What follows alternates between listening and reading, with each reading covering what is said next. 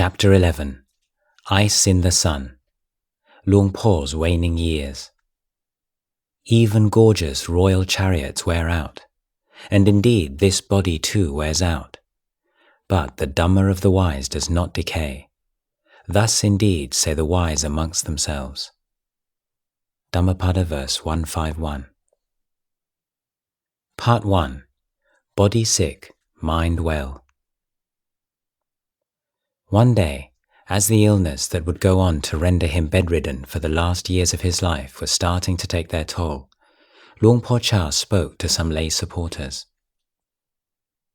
It's like you've got a horse, a wild, fiery horse that's difficult to train. When it tries to run off, keep hold of the reins, don't lose your grip on them. But if the horse is really galloping away full pelt, let the reins go. If you don't, then the next thing you know, your hand will be torn off. Let the horse and the reins go their way. Don't let yourself be hurt by it, let it go. But if the horse is just straining on the rope a bit, then try to restrain it, master it. This is the way to relate to everything. Our body is like a horse. If it gets ill, then we look after it with medicine. If it's going flat out on its way, and we can't hold on to it, then we let it go. We don't interfere with it. We let it go its way. That's all there is to the body. It's born, and then it goes its way. And then there's no caring for it anymore. The body has run out of options. Let it reach its natural end. Everybody wants to live a long time, but the body is unable to do that. When it reaches its time and its place, then we have to let it go. Don't make it suffer, just be the one who knows. Know that what is ours and what is not ours are mixed together. Wherever there is to be found what is conventionally referred to as ours, we find what is in fact not ours. Understand it like that. Then it won't matter if you're sitting or lying down in a hospital full of pain. If your view is correct, then you'll be at ease precisely where the pain is. At ease where the feeling manifests. The mind sees what is peaceful in the midst of turmoil. Luang Por's understanding of pain and illness had matured after a lifetime that had seen its fair share of both. In his middle years, his physical endurance had been legendary, but by the age of 60, Luang Por looked like an old man. In his uncompromising efforts to realize the Dhamma, his mind had reaped the rewards, while his body had paid the price. Although he had suffered from the mild asthma that ran in his family, Luang Por had been a healthy boy. His first encounters with serious ill health occurred when he left the life of the village monk and set off into the forest. Details of Luang Por's health through his Tudong years are sketchy. It's known that he contracted the usual fevers, including malaria, that afflict almost all forest monks at one time or another, and in 1951 he suffered an extremely painful stomach condition. But the main source of discomfort during this period was his teeth. In 1953, he endured a period of intense toothache and swelling of the gums. A visit to the dentist does not seem to have been an option. Years later, he revealed his favorite method of dealing with a rotten tooth. He would tie one end of a length of string to a small rock and the other end around the tooth. Then he would throw the rock with all his might out into the forest. In 1967, the problem with his teeth got worse. His gums became so swollen that he was unable to eat for a number of days. Perhaps for the first time in his life, he went to see a local dentist. Against the dentist's advice, Luang Por insisted that all 16 of his remaining teeth be extracted in one session.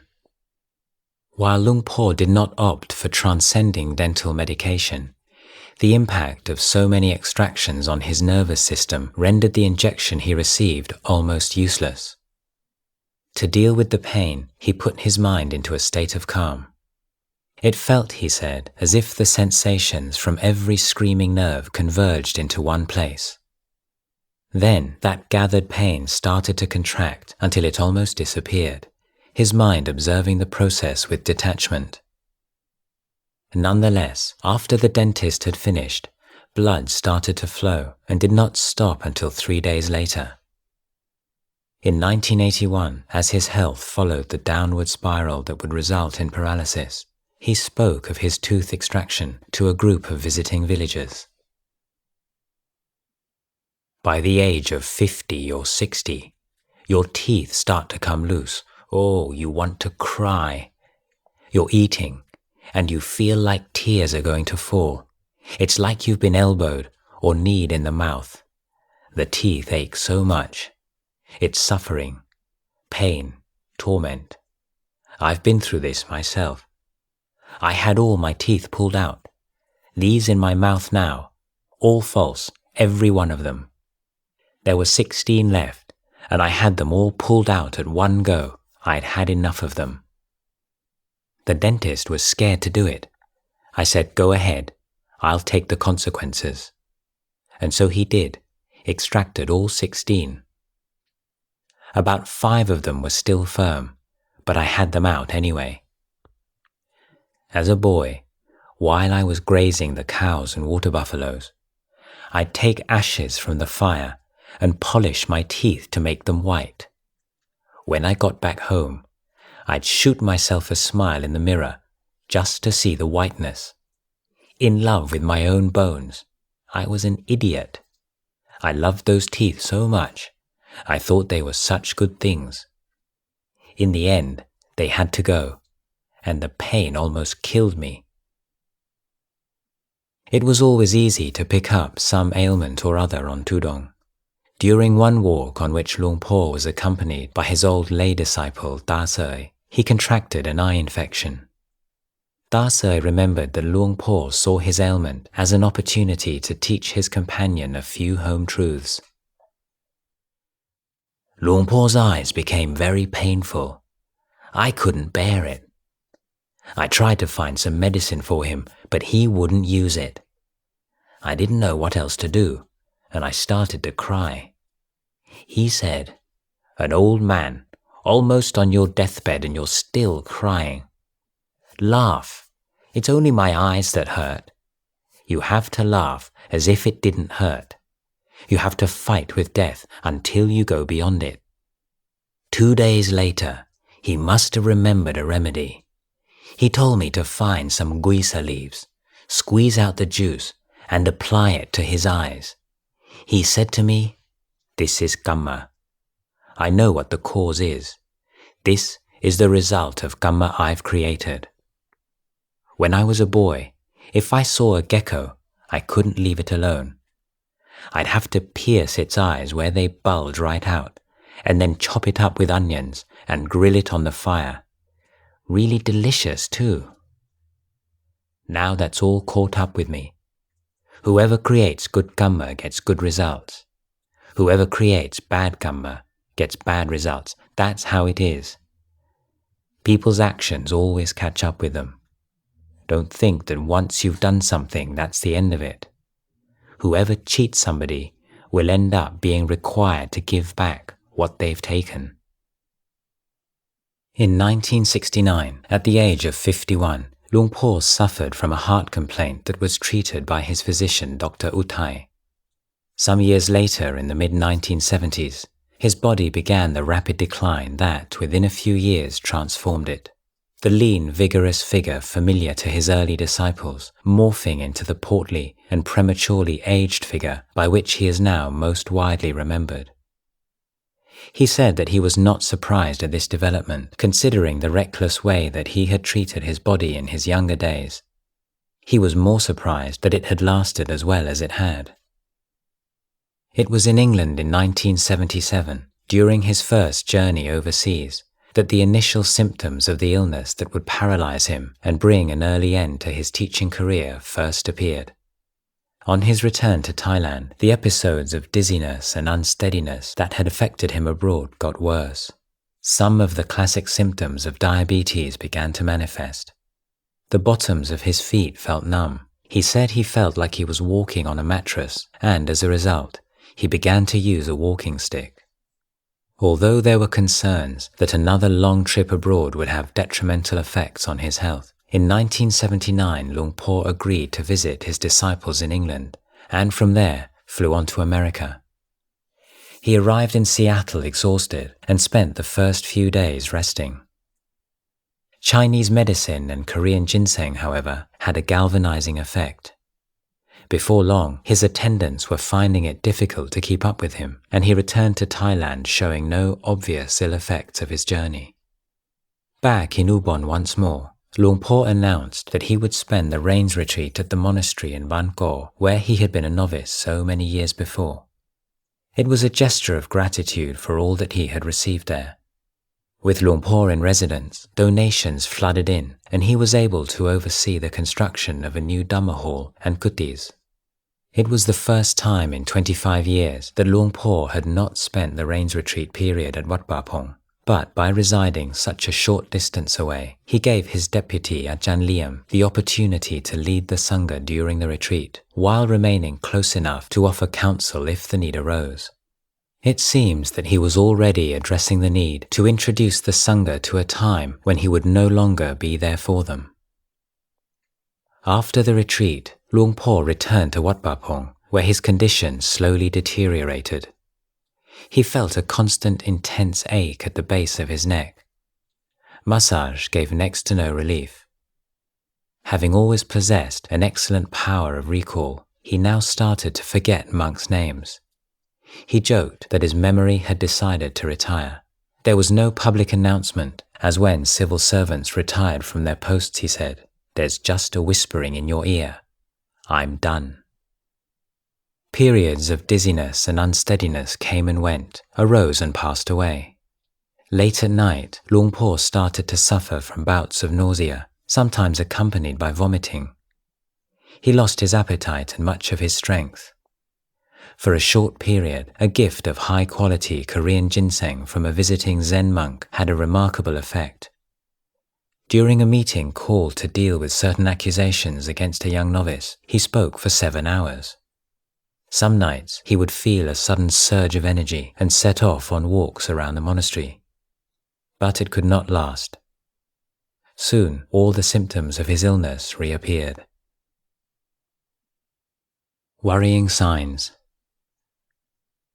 In August 1980, Luang Por went for a checkup in Bangkok. The diagnosis by his disciples, Drs. Suthep and Prapha Bongphat, was that Luang Por was suffering from the following conditions. 1. High blood sugar, diabetes mellitus. 2. Cerebral insufficiency, an impairment of blood supply to the frontal lobes of the brain, with evidence of past stroke. 3. Periodic episodes of insufficient blood supply to the heart muscle, coronary ischemia. 4. Chronic, long-standing damage to the bronchi of the lungs, leading to the inability to clear mucus and secretions, often with a chronic cough and shortness of breath, bronchiectasis. And 5. Degeneration of the spinal bones of the neck, cervical spondylosis. Luang Por was prescribed various medications, and he returned to the monastery, where he insisted on maintaining his tiring schedule. The attendant monks tried in vain to restrict the time that Luang Por spent receiving guests, but he would not agree to them turning away people who had travelled many hours to see him. Teaching energized him. On one occasion, a young Englishwoman came to ask him a number of questions, and it was almost as if he were back to his old self. Afterwards, he said that it was as if each of her questions sharpened the knife of his wisdom. After his guests had left, however, he would be visibly drained. As news of his ill health spread, more and more people arrived at the monastery with offerings of herbal remedies, nearly always accompanying their gifts with stirring personal testimonies of their potency. Luang Por tried many of them, sometimes merely in order to celebrate the faith of the donor. Although he formed no great hopes for these treatments, it was true that during the hot season of 1981, his condition did ease a little. But then it got worse again. By July of that year, the dizziness, unsteadiness and neck pain were intensifying. At a formal meeting of the Sangha, Luang Por stunned the community with the announcement that he would spend the forthcoming rains retreat period at Tham Sang Phet, his branch monastery some 100 kilometers to the north of Ubon. After 25 consecutive retreats at Wat Pah Pong, it was the second time in 3 years that he had chosen to spend the retreat elsewhere. The reasons he gave when asked were that the air on the hilltop would be good for his health and that it would provide him with some respite from visitors. Tham Sang Phet was also a place close to his heart, and perhaps he wished to spend more time there while he could. But although Luang Por spoke of Tham Sang Phet as a hilltop retreat far away from the crowds, it was in fact less than 2 hours' drive from Ubon on a good metalled road. Inevitably, as the retreat period progressed, news of Luang Por's whereabouts spread. The crowds were not deterred by the distance. On the contrary, the journey made for a nice day out. The custom by which the abbots of branch monasteries took their lay supporters to pay respects to Luang Por and listen to the Dhamma during the retreat continued as usual. Luang Por also maintained his custom of visiting branch monasteries during the rains retreat. This year he seemed particularly determined to make sure his senior disciples understood his position regarding certain matters of the Vinaya. Despite his ill health, Luang Por continued to give teachings during the 3 months that he resided at Tham Sang Phet. They include some of the most profound and well-loved of his recorded talks. His illness had not yet interfered with the simple clarity of his teaching style, and he drew upon the objects around him to act as similes and metaphors for points of Dhamma in his old, inimitable, exhilarating way.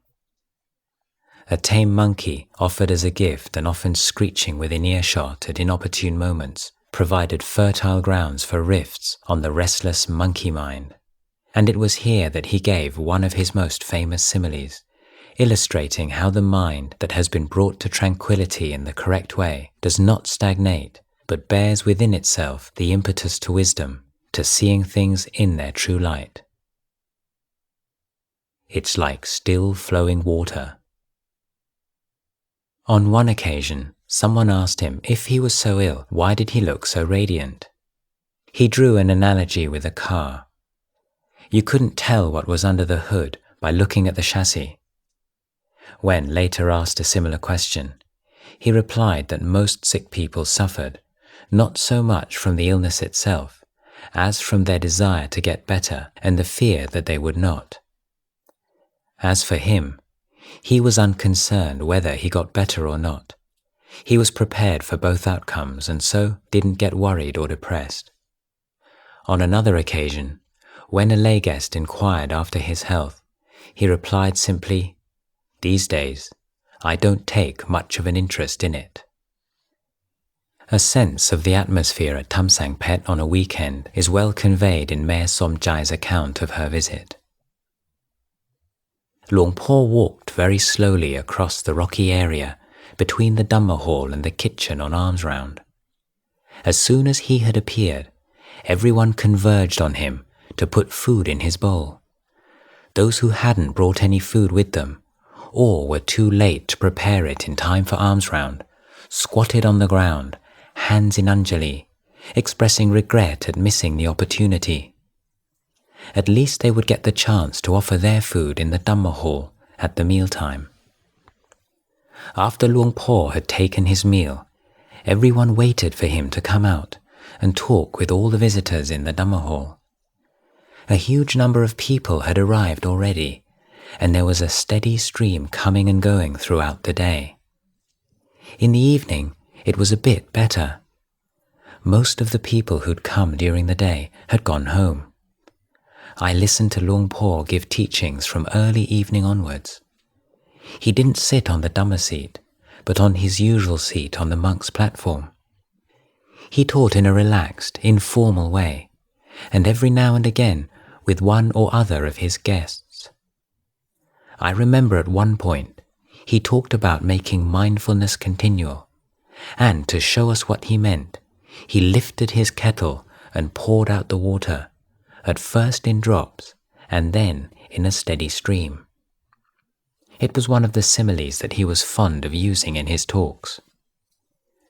When it was time for him to rest, his attendant monk invited him to return to his kuti. We all just held our breath, fearing that he would leave us. It seemed like he had only just started talking. Luang Por smiled at the monk, but didn't get up, and after a few moments continued to teach for a while longer. The attendant politely repeated to Luang Por that he should rest now, and we all groaned aloud. It was like a plea and a protest all in one. Luang Por smiled again and said to the attendant monk, "I'll give them just a bit more." And he carried on until finally it really must have been time. Now when the monk invited him, he spoke in quite a firm voice and picked up Luang Por's walking stick. He stood there with his flashlight in his hand to show that he was ready to take Luang Por back to his kuti.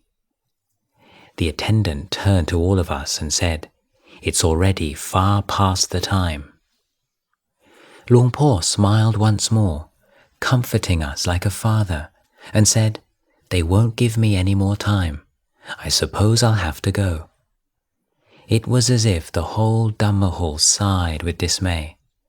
The time had flown by. It seemed that we had only been listening to him for a few minutes. I'd heard a Dhamma talk from Luang Por's own mouth for the first time, and I was utterly satisfied, but I still wanted to hear more. The monk with the torch in this recollection was Ajahn Prabhakaro, an American monk who was now Luang Por's chief attendant. A veteran of the Vietnam War, he was 6 feet 3 inches tall, fluent in Thai and Isan. With his deep devotion to Luang Por and his attention to detail, he fulfilled a difficult task with great competence. Included in the job was the thankless task of playing the stern policeman. At one point during this rains retreat period, the chairman of the Royal Privy Council and one of Luang Por's old disciples, Professor Sanya Thammasak, came to pay his respects. Speaking about his illness, Luang Por said that he was ready to relinquish his body and not to worry about him. Professor Sanya fervently requested him to remain in the world some time longer for the sake of suffering sentient beings. Twice he made his request without response. But after the third request, Luang Por grunted his assent. Lump of ice. One day, while teaching a group of visitors, Luang Por said, "This rains retreat, I don't have much energy. I don't feel well. My health is not so good, so I've slipped away to spend the retreat period here on this hilltop, to enjoy the pure air. When my disciples and lay supporters have come to visit me, I haven't been fully able to repay their faith, because I have hardly any voice left. My strength to speak has almost gone. Actually, it's a good thing that there's still someone sitting here for you to see at all. In the future, there won't be. My breath will stop, and my voice will be gone in accordance with the causes and conditions governing the body. The Lord Buddha called it Kaya Vayang, the ending, the degeneration of conditioned things. How does this degeneration take place? It's like a block of ice. It starts as water and then it gets frozen. Before long, the block of ice starts to degenerate. Put a big block of ice out in the sun, and you can see it happen. That's like the degeneration of this body. It occurs little by little. Before too many minutes, before too many hours have passed, the ice will be gone, all melted into water. This is called Kaya Vayang, the ending, the degeneration of conditioned things. It's been this way as long as there's been a world. We are born carrying sickness, old age and death within us. This was a constant theme over the next year or so. Later, many people remembered him telling them that in the future he would no longer be able to speak. By the beginning of October, Luang Por's condition was causing deep concern. In the alternating pattern of good days and bad days that had been playing itself out over the past months, the ratio of good to bad was in steady decline. His scheduled appointment with the medical team at Samrong Hospital in Bangkok was moved forward, and on his arrival there he was given a CAT scan, newly available in Thailand. The scan revealed an accumulation of fluid trapped in Luang Por's skull. The doctors recommended a surgical procedure in which a cerebral shunt would be implanted inside the skull in order to drain the fluid down through a catheter into his stomach. When the doctors first explained their proposal to Luang Por, he was not impressed. He nodded towards some fruit newly offered on a nearby table and joked with one of his attendants, "The only thing that's getting cut up here is that watermelon." But when he asked if it was possible to cure the condition without an operation, the doctors were blunt. They said that implanting the shunt could not be a complete cure. Too much brain tissue had already been damaged beyond repair. But it was the only way they could see to retard further degeneration. Without the procedure, Luang Por could expect his condition to steadily worsen. The opinion of other leading specialists was solicited. They were unanimous in agreeing with the prognosis. After consideration, Luang Por decided to go ahead with the operation. "Why not?" he said. "Everything's a risk. Crossing the road's a risk." He hoped that it would at least enable him to do some more good for the Sasana before he died. It had been agreed at Wat Ba Pong some time before this that the Sangha should be consulted before any major decisions were made concerning Luang Por's healthcare. For the first time, Luang Por ignored the protocol. A number of his senior disciples were already uneasy about the influence that they perceived and much overestimated Ajahn Prabhakaro and the Bangkok medical team were now exerting upon Luang Por. An operation on the head of the teacher, with all the transgressions of cultural taboos that entailed, would have created dissension with little prospect of a consensus emerging. Luang Por decided that he would present his disciples with a fait accompli.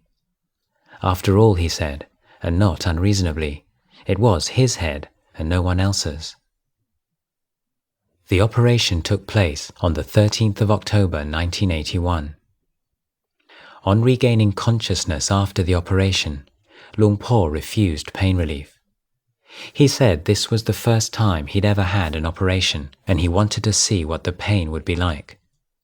In fact, he had planned on resisting the effects of the anesthesia before the operation, but, in his own words, it had snuck up and clobbered him. Disappointing results. A few kilometers away from Samrong Hospital, in the eastern suburbs of Bangkok, stood the house of one of Luang Por's lay supporters, Kun Kesri Bunsuk.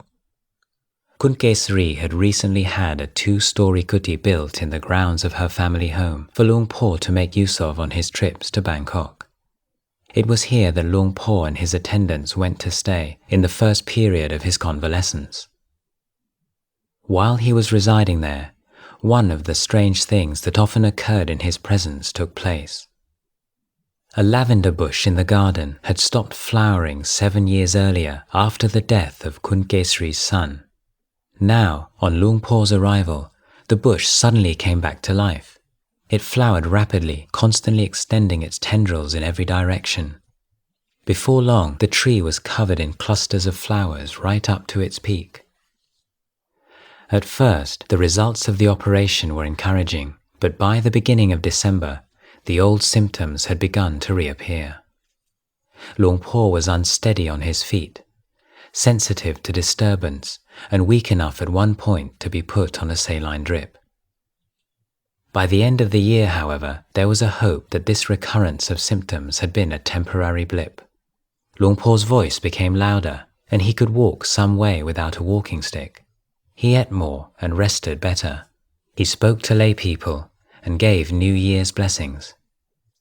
In the mornings, despite odd dizzy spells, he would try to go on alms round. In January 1982, Luang Por took up an invitation from a lay disciple, Dr. Gert Chai, to convalesce in his secluded seaside cottage, an hour's drive west of Bangkok. The fresh sea air seemed to induce a mood of optimism. Luang Por felt stronger, and the diabetes was under control. He was looking forward to returning to Wat Pah Pong, and it seemed that might be possible before too long. The attendants were pleased to know that a new kuti was being built for him there, in the middle of an artificial pond, and accessible only by a small footbridge. It was hoped that this would enable the flow of visitors to be governed more effectively. In the meantime, Luang Por relaxed. He enjoyed listening to Dhamma talks on his cassette player. He was taken out for drives to nearby monasteries and stupas. Sometimes he would ask an attendant to read from the Thai translation of the Zen master Huang Po that he was so fond of. This bright period proved to be a mere interlude. By the beginning of March, Luang Por was suffering from frequent dizzy spells and nausea. He said his legs felt like jelly. He couldn't sleep and had no appetite. He started to talk about his death more often. Although he still had some good days, it was clear that overall his condition was getting steadily worse. Luang Por would eat no more than 4 or 5 mouthfuls of food a day. His sensitivity to sound increased, as did periods of cloudy vision. He became easily disorientated. On the 14th of June, 3 days before his 65th birthday, Luang Por returned to Ubon. Wat Pah Pong, June to August 1982. On the 17th of June, a large number of monks, nuns and lay people packed tightly into the Wat Pah Pong Dhamma Hall, ready to celebrate Luang Por's return to the monastery and commemorate his birthday. He had been away for almost a year, and there was excitement in the air.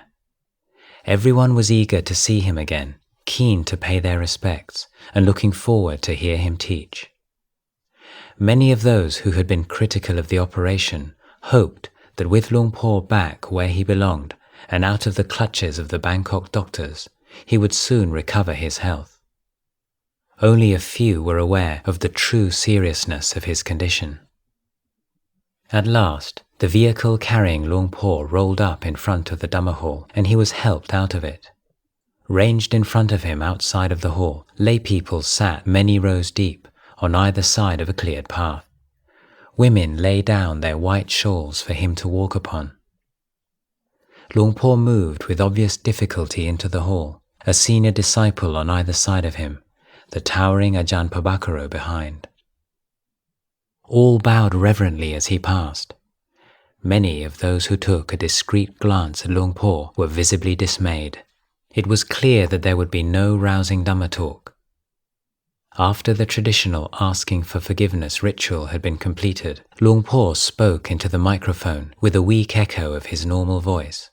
In a few laboured sentences, he delegated his responsibilities as abbot and preceptor, and he emphasized the need for harmony and dedication to the practice of Dhamma. Even these few words exhausted him. And so, without expressing his happiness at returning to his home, and without providing a glimpse of the warmth and humour and wisdom his audience loved him for, he brought the final public address of his life to an end. From this point onwards, Luang Por's physical decline gathered pace.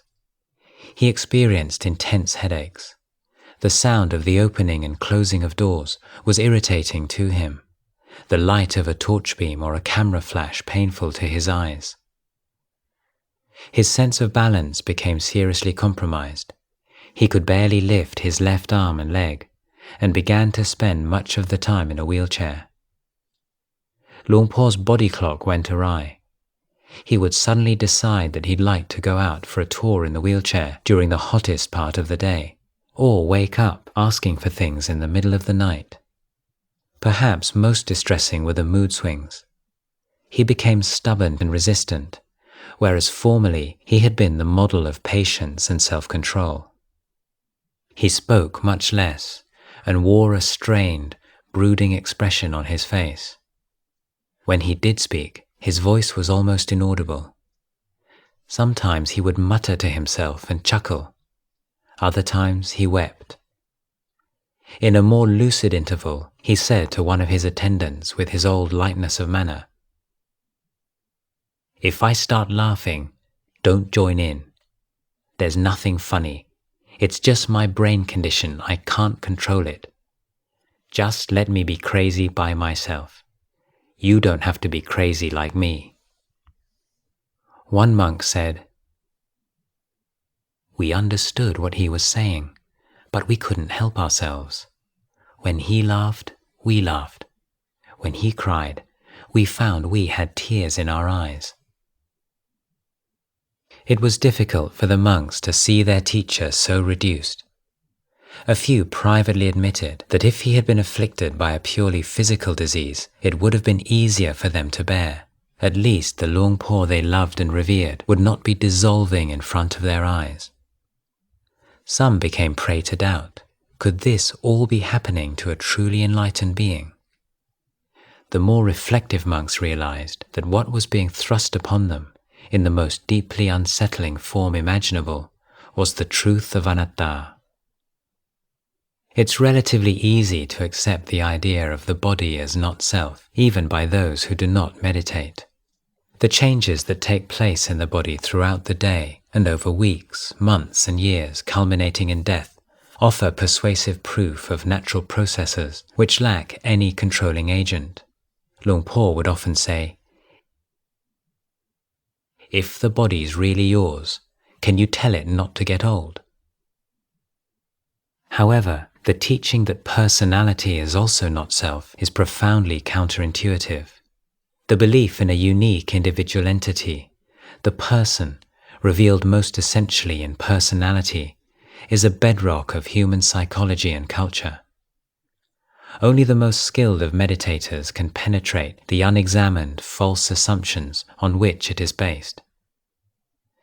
The monks around Luang Por were familiar with the teaching of anatta and had varying levels of insight into it.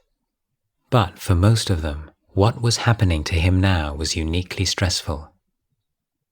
Doctors from Bangkok flew up to examine Luang Por, suspecting a brain tumor.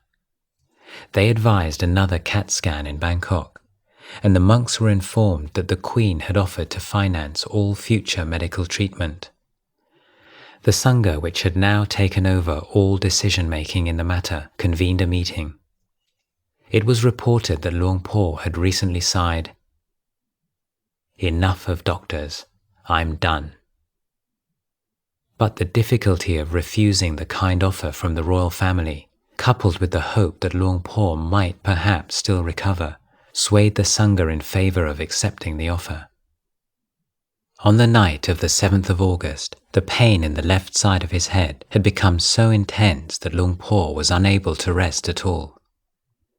On the 9th of August, he was taken on the Thai Airways flight to Bangkok, where he was admitted to Chulalongkorn Hospital.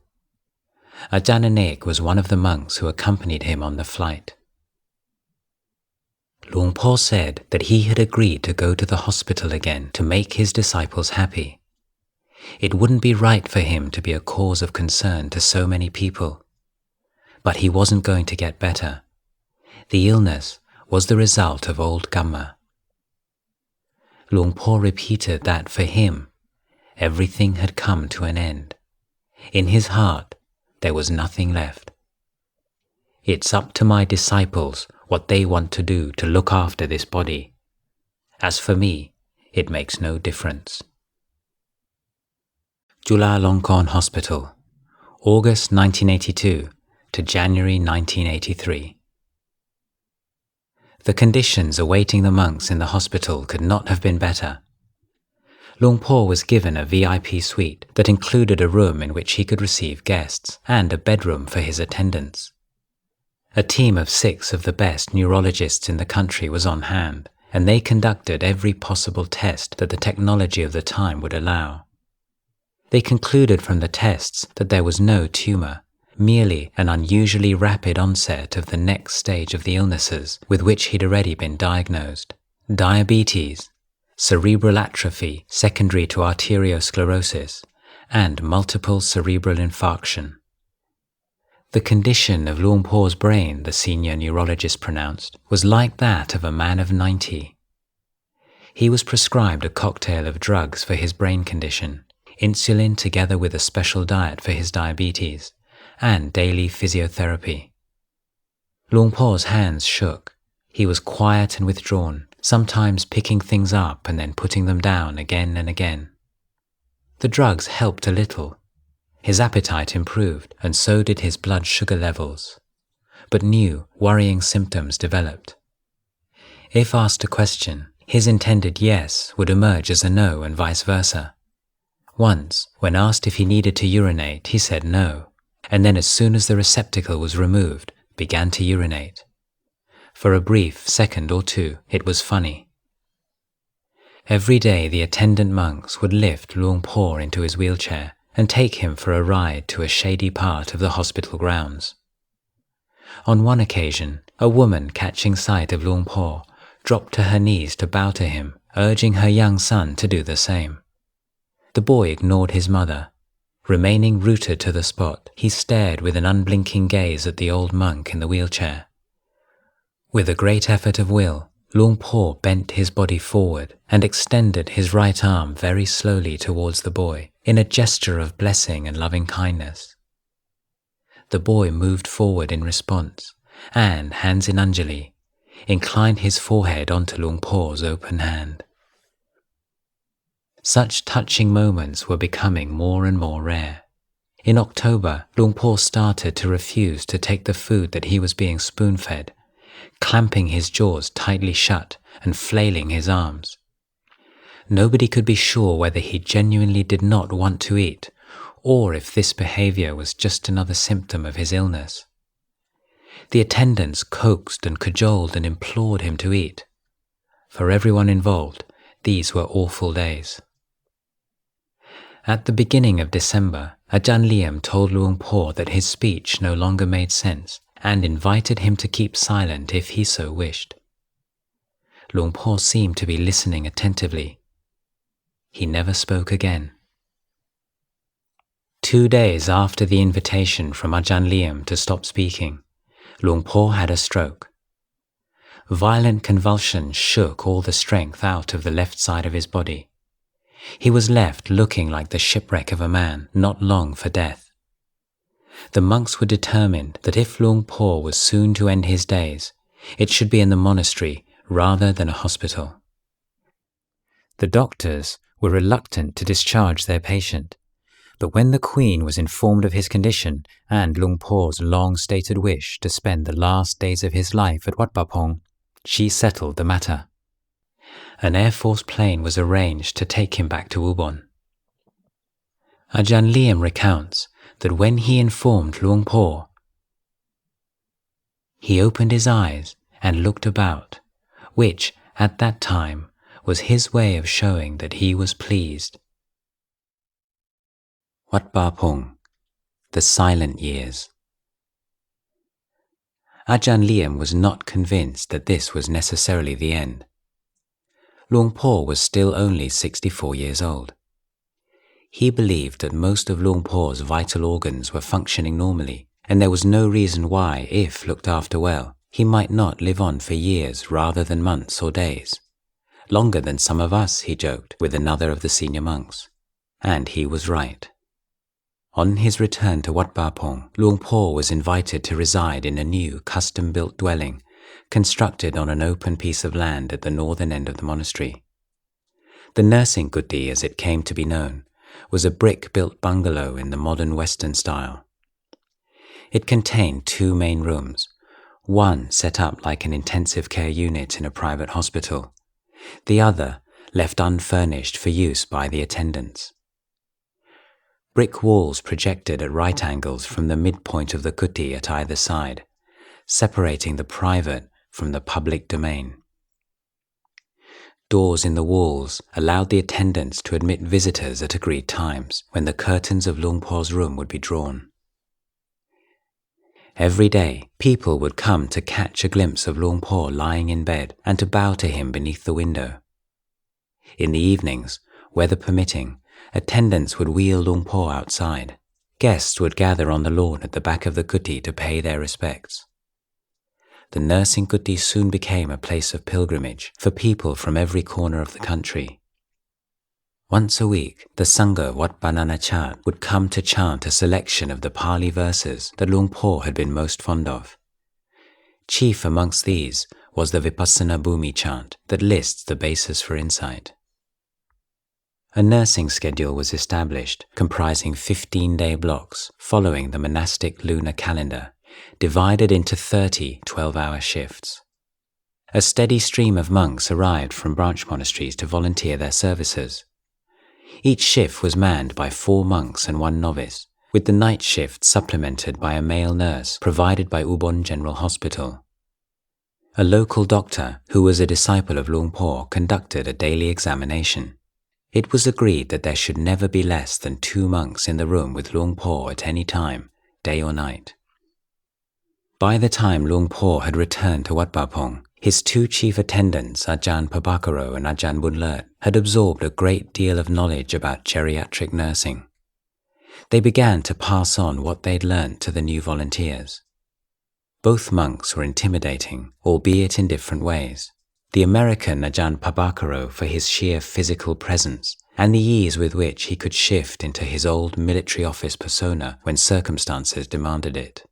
Ajahn Bunlert, a Thai of Chinese ancestry, for his unusually direct manner and unwillingness to suffer fools gladly. For this particular job, they were perfectly suited. Each nursing shift was selected to include a mixture of the experienced and the untried. Monks learned how to lift and turn Luang Por, how to carry him to the toilet, how to make beds, how to take important measurements and make records. They learnt about nutrition, physiotherapy and more. Although the monks were new to all this, they were highly motivated. Nursing Luang Por was considered by them a great honour, and the Vinaya discipline had already accustomed them to the adoption of extremely precise and detailed procedures for relating to the physical world. Infection was the greatest danger, particularly through the respiratory tract. The swabbing and sterilizing routines acquired an almost religious tone. After some years, when doctors recommended using a nasal feeding tube, the attendant monks experimented with it on each other before using it on Luang Por. Although Luang Por was silent and largely unresponsive, he was treated with the same respect as he had always been. The attendants adhered strictly to the customary forms of address, preventing any lapse into carelessness or overly familiar behavior. They bowed to him when entering or leaving the room. Before touching his body for any reason, they raised their hands in Anjali and asked his permission. They spoke in low voices in his presence and only on necessary matters. Often, in a corner of the room, an attendant monk with free time would sit quietly in meditation. In the early years, Luang Por occasionally showed some interest in the external world, not least on the 26th of February 1983, when the Queen was the guest of honour at the Uposatha Hall consecration ceremony. While visiting Luang Por at the nursing kuti, the attendants noticed Luang Por making an immense effort to maintain his sitting posture and remain alert.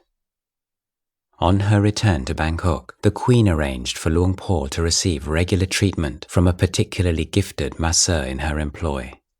Initially, the massages produced some small improvements, but these were nullified by further seizures and were discontinued after 3 years. In late 1984, the most violent seizures so far required Luang Por to spend some days in the ICU room reserved for him in Ubon General Hospital, where he was also treated for pneumonia. The next major crisis came in March 1987. Luang Por, suffering from severe breathing difficulties, was rushed to Ubon Hospital, where it became clear that without drastic intervention, he would not survive. the doctors advised a tracheotomy. It was the first serious test of how far the Sangha elders were prepared to go to prolong Luang Por's life. Most monks had long been opposed to doing anything they believed to be unnatural treatments. Invasive procedures had always been considered the step too far. An emergency meeting, chaired by the governor of Ubon, was attended by senior monks and doctors. The doctors put their case passionately. They reassured the monks that the process was quick, safe, and reversible. Most importantly, there was no alternative. Logic was on their side, and the monks were badly torn. Whatever their views on natural death, the sight of Luang Por fighting for every breath and choking on his phlegm was difficult for them to endure. A tipping point was reached when they were informed that the Queen had entreated them to give permission. The operation was performed that day. Less than a week later, Luang Por had recovered sufficiently to return to Wat Pa Pong. In the period following the tracheotomy, Luang Por showed a new resistance to being fed. A troubled Ajahn Liam formally requested his forgiveness if they had made the wrong decision and begged him to take nourishment. Luang Por acquiesced. For the following 5 years, the story of Luang Por's condition was one of inexorable decline. Periods of relative stability were brutally truncated by crises, each one of which, having been weathered, left his body functioning on a slightly reduced level. He was hospitalized on a number of further occasions with pneumonia. A sense of the atmosphere in the nursing kuti during this period was given by Ajahn Anando, an American monk who at that time was the abbot of Chittaviveka Forest Monastery in England. In late 1988, he returned to Thailand to visit his old monastery and to offer his services to his teacher. I like the early morning very much because you can spend time alone with Luang Por. From 2 a.m. until maybe 5 a.m. is the period when he seems to sleep most peacefully. Then a rather busy time follows. Depending on what day of the week it is, we might clean part of the room very quietly and prepare things for waking him at 5:30 to bathe and exercise him. Then, the weather and his strength permitting, we put him in the chair, the one that was sent from England with the money offered by people in the West. It's a really superlative chair. It does everything except put itself away at night. There's a sense of great respect and affectionate caring that goes into the nursing. Although he's been bedridden for almost 6 years, he has no bed sores. Visiting doctors and nurses are quite amazed at the good condition of his skin. The monks who are nursing him never eat or drink anything nor sleep in the room. There's very little talking. Usually, you only talk about the next thing you have to do in his care. If you do talk, you talk in a quiet manner, so it's not just a room we nurse him in, it's actually a temple. In 1990, Luang Por suffered from heart failure due to clogged arteries, and once more he survived. But time finally ran out at the beginning of 1992. Luang Por's kidneys started to shut down, and the essential organs depending upon them inevitably followed. Early on the morning of the 16th of January, Luang Por, Prabodhinyana Thera, the monk known throughout the Theravada Buddhist world as Ajahn Chah, passed away.